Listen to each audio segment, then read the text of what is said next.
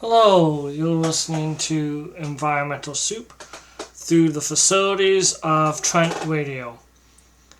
Or you may be watching this on YouTube. Recently, the federal budget has passed. The previous episode was about the federal budget. I am disappointed that the budget passed without changes involving the environment, so that there was more environmental protection and less expansion of fossil fuels. By the time that this episode of Environmental Soup is released through the facilities of Trent Radio, COP30 will have been completed, and I will talk about that next week, hopefully. I hope that there will be good news. I'm not holding my breath. There is a book that I'm reading about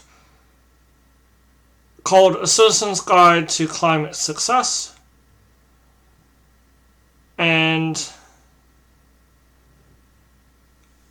I will be reading that book and other books about climate, environmental action, and ways to improve successful outcomes or increase successful outcomes in environmental advocacy. Today's episode will be about mainly the conservation authorities being amalgamated,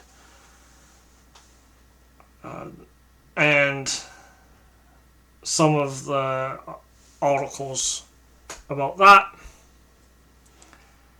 There was also an article about the Ford government walking back on climate reporting. I will start with the first item on the environmental registry, which is proposed boundaries for the regional consolidation of Ontario's conservation authorities. The minister, this has the number 025-1257, and you can comment on this until December 22nd, 2025. If you can comment on this early, the better, because the government may make changes to the comment period. I do not know, but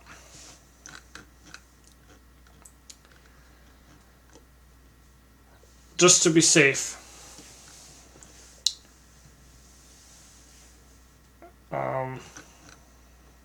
Let's see. And then there was a lot of other items on the environmental registry.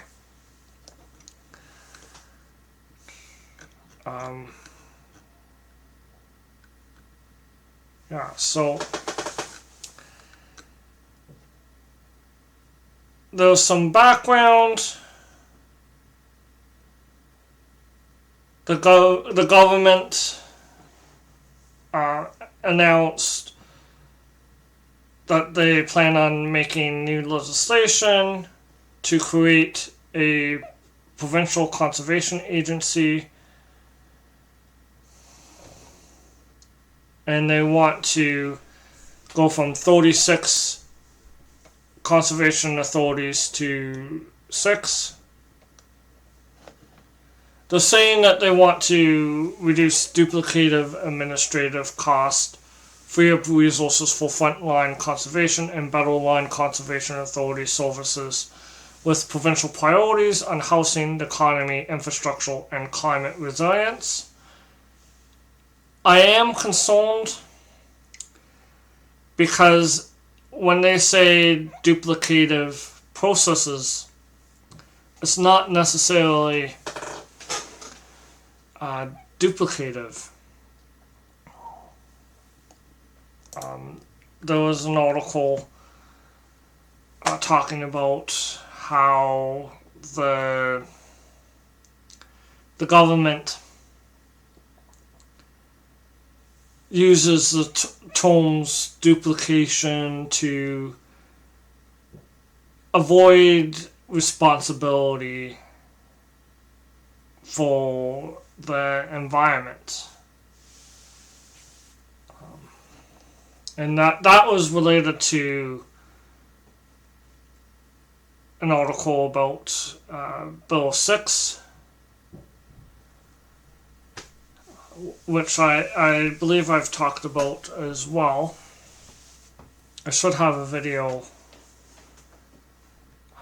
But I will be having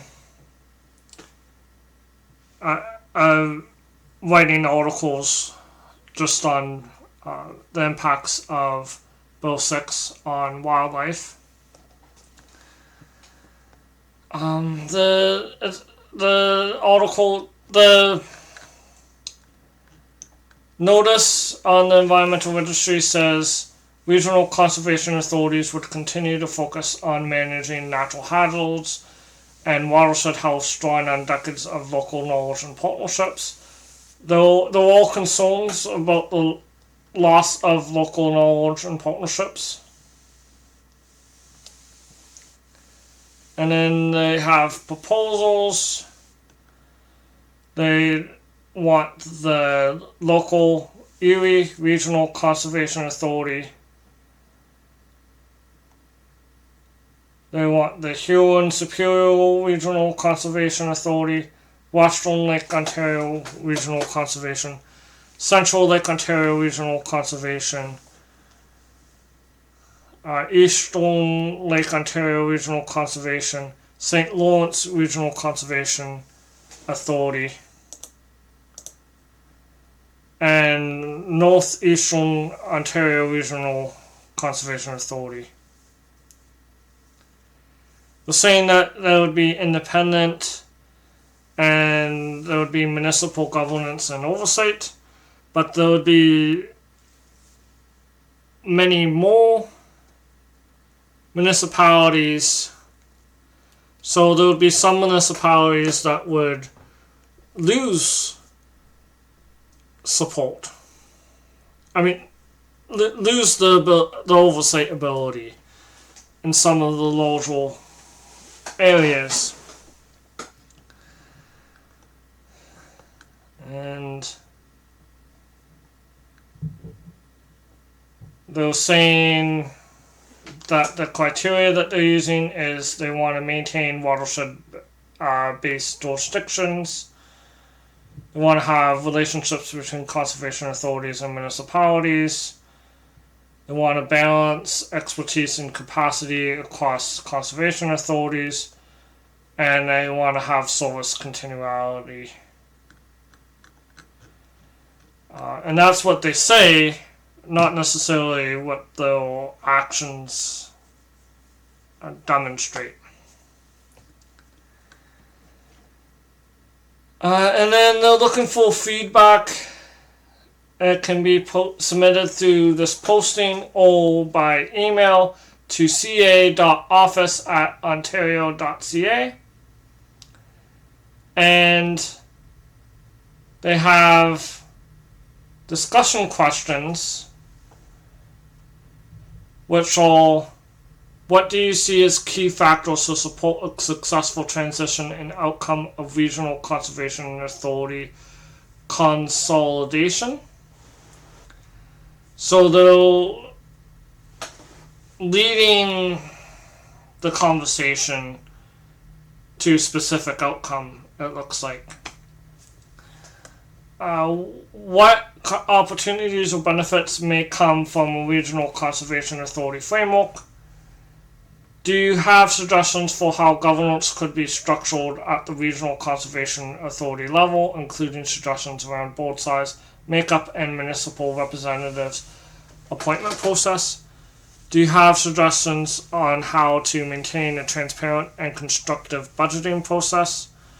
And how can regional conservation authorities maintain and strengthen relationships with local communities and stakeholders?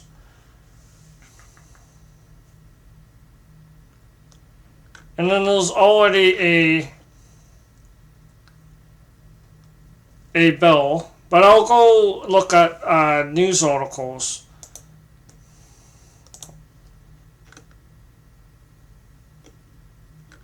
Oh. So the first article is in the Peterborough Examiner. It's called "Concerns Arise Over Proposal for Autonomy Region Conservation Authority to Merge with 6 Regional Bodies." And then this is by Mike Davies. And it says, while environmental groups are concerned, it's an attempt by the province to speed up development at the expense of water management. The Orca Chief Administrative Officer Janet Lovely-Smith and Board Vice Chair and City Council Representative Kevin Duguay are not sharing the concerns. And that's from the article. And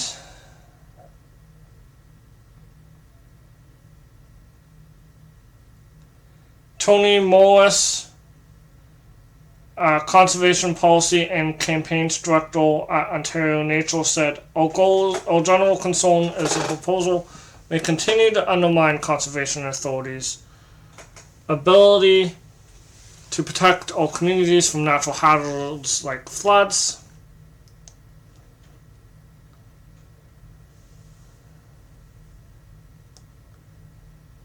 And then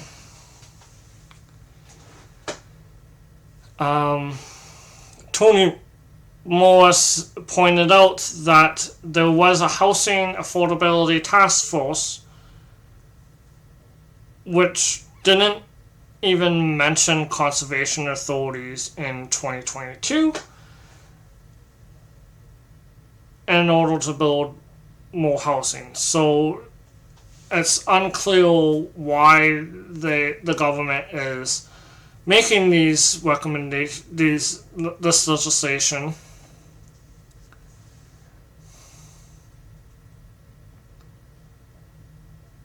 And then there's also pointing out that there's no mention of red tape in relation to conservation authorities in the same recommendations from 2022.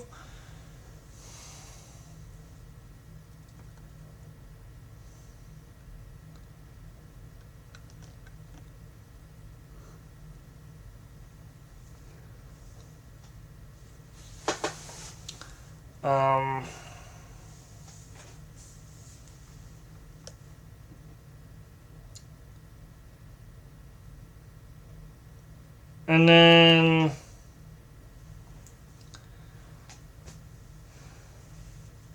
there is some confidence from Orca, an Orca official. Lovely Smith said the appointment of Huss San Bassett as Chief Conservation Executive is giving no confidence. And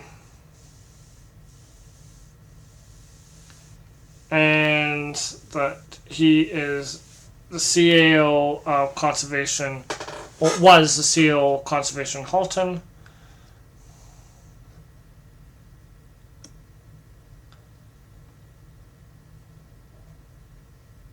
And Oka is funded by currently 8 municipalities, Peterborough being the largest, the city, and then it contributes about 60% of funding. And then there was 18 full-time and 15 seasonal staff.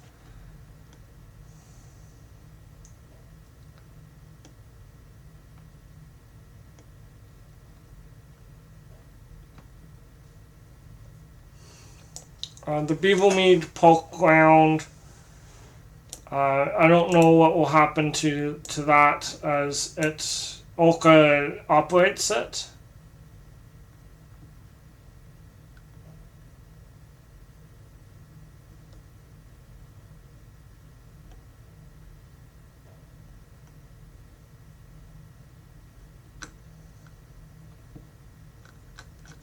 And yeah, so that's the article from the Examiner. I looked at Ontario Nature. Oh.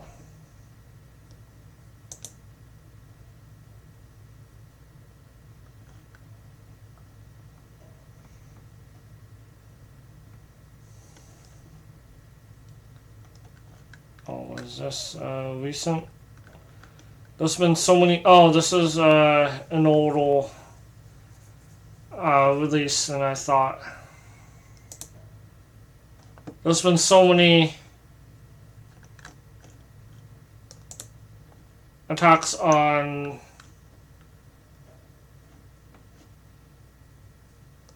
conservation authorities. There's ones from 2020. So that was one, and then there was like threats to wetlands. I'll go on to. I just want to see where I am. Yeah, there was an article in the Norway newspaper called "Whiplash and Skull Tissue: Conservation Authorities Grapple with Ontario's Most Dramatic Overhaul Yet." And this is in the Norway newspaper by Fatima Seed. And the newspaper spoke with 12 people from 12 authorities. And I found this interesting, that 26 of 36 conservation authorities have staff that are looking at drought conditions. And experts are saying that the consolidation might actually slow approvals and create more create confusion. And the size changes are dramatic. We're looking at over 1,000 kilometers in some cases. And the geography is different in each of the watersheds. And making a bigger watershed would cause a loss of local expertise.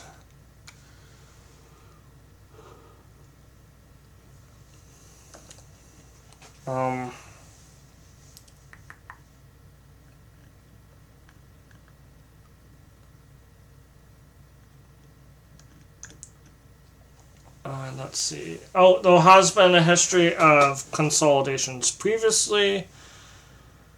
And then recently, municipalities were dismissive of the idea of merging.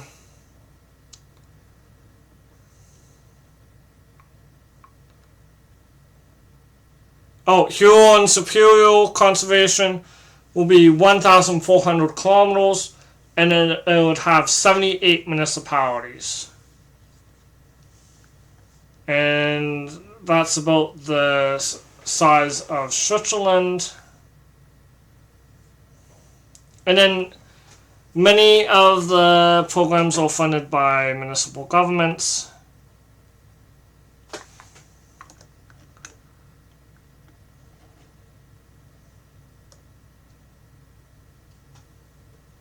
And then a lot of conservation authorities have showed programs and technical partnerships.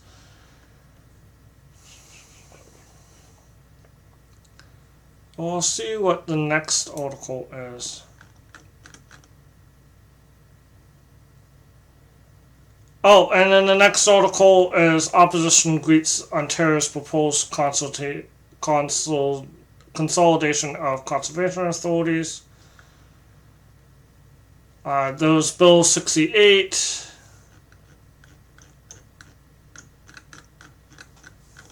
That's a new legislation.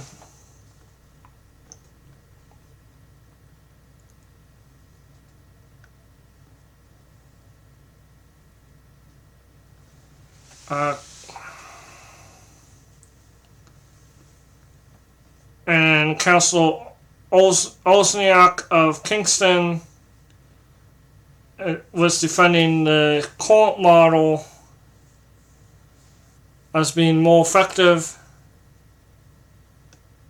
and then doubted that a new authority would be able to effectively model all the sites. And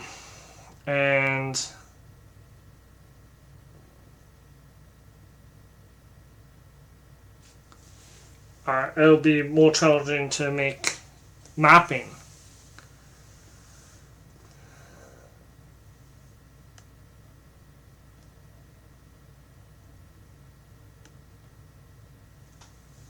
And then it's going to be more challenging to have on-the-ground mapping in a larger area.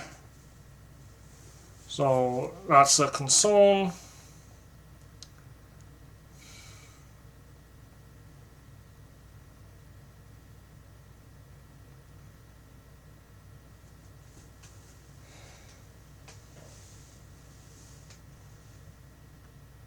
And then there's concern about the rush process.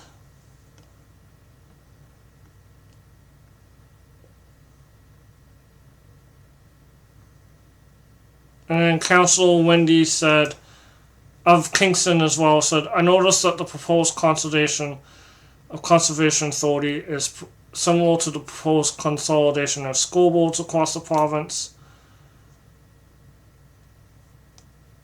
Changing the governance structure means reducing locally elected representation. There's a concerning parallel here.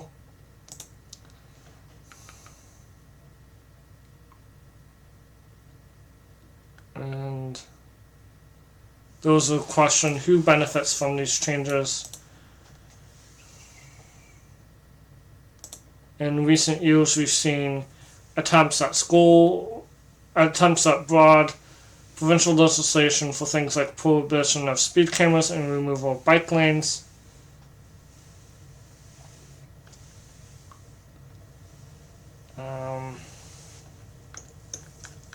Yeah, so there's a lot of... So that's in the Whig Standard by Bill Hall. And it's a Kingston-based newspaper. And I'm just checking the time. Oh, okay, so I have a couple minutes. So Bill 68, if you read the bill, There's a schedule on conservation authorities. That's Schedule 3. And Cap and Trade Cancellation Act. They'll be moving the targets and that's included in the Cap and Trade Act, which is concerning.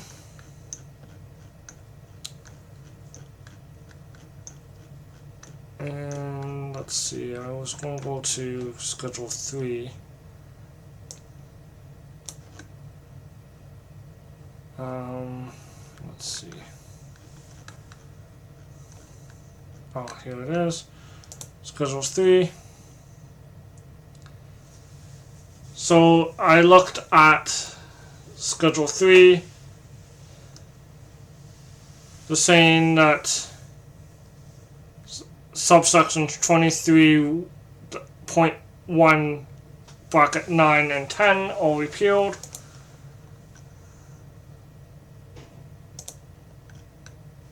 And that deals with liability.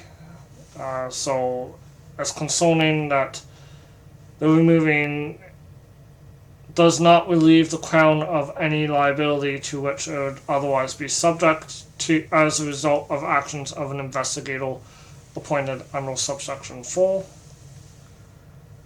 So that's something I'll look further into.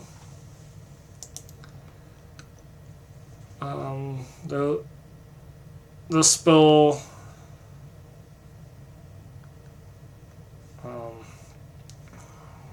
goes more in depth into the act, into the changes. I don't know if I have enough time to talk about the greenhouse gases, the government walking away. So I thank you for listening to Environmental Soup. I encourage you to comment on the environmental registry on this issue and others. There is changes to the official plan as well. That's coming up on the 22nd. And if you're listening to this online, I have an event, a climate success event for Wednesday the 26th at the Invista Center, Room A. And if you email me, that would be appreciated. If you're interested in that area, my email is zolb.robert@gmail.com. And yes, next week I'll talk about COP30. Hopefully there's some good news. And I hope that you enjoy the rest of your week.